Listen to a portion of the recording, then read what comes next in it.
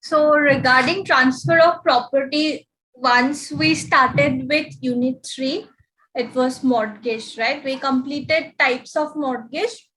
There is another part, rights and liabilities, and few other provisions are there. Okay, so we'll continue with that part.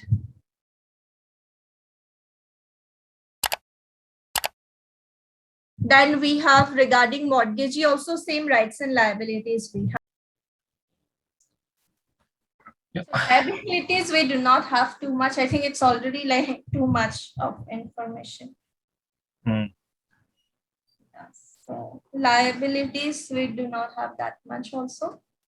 Simply you can basically under one section they have prescribed all the liabilities of mortgage. Yes, liabilities of mortgage. But if there is a question, you will still be able to explain these things, right? So duty to manage the property as a person of ordinary prudence. Like just like how mortgager should not be actively wasting the property or something, you also have a right to maintain the property like you got. You need to maintain it in that same condition and return it in that same condition.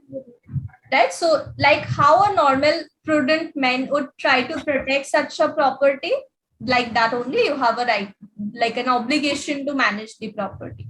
If someone is trying to grab it, you will try to protect it.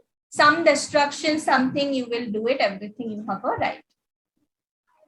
Collect rents and profits of the property to his best endeavor. In case you are having possession of the property, or in case you are being given this property to enjoy it until the money is being cleared, you have this obligation that you like take the benefits out of it.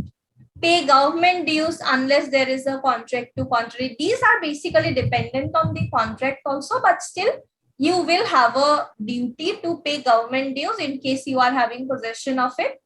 And there is no contract as such wherein mortgager has agreed to make those payments. But again, you can ask for refund of all those public charges also.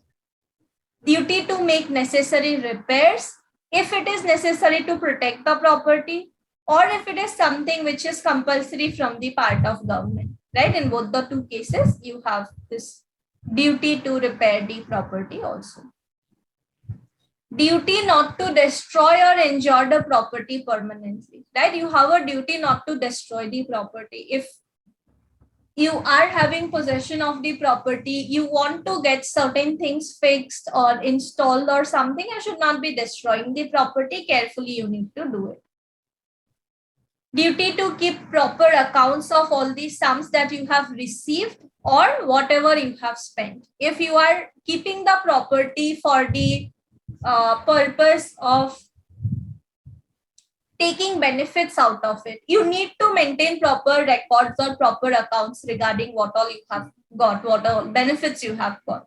Similarly, if you are paying government charges, other dues, you need to keep proper records regarding it so that later on you can ask for refund of that.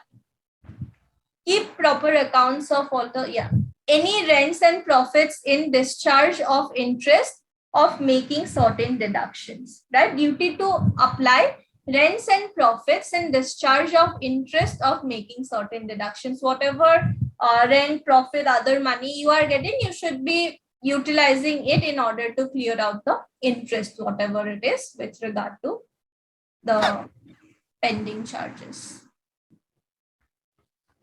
Yeah. So these were basically the rights and obligations of mortgager and mortgagee. So you can maybe go through this document once. So it is, it is clear and it. Okay. So fine, then we'll end this class here. I'll share this document. Okay, you can go through it once and try to remember the things. Okay, like 6 types that we have, plus rights and liabilities of mortgager and mortgagee. Types are also very important from this thing. Okay. Yes. Yeah.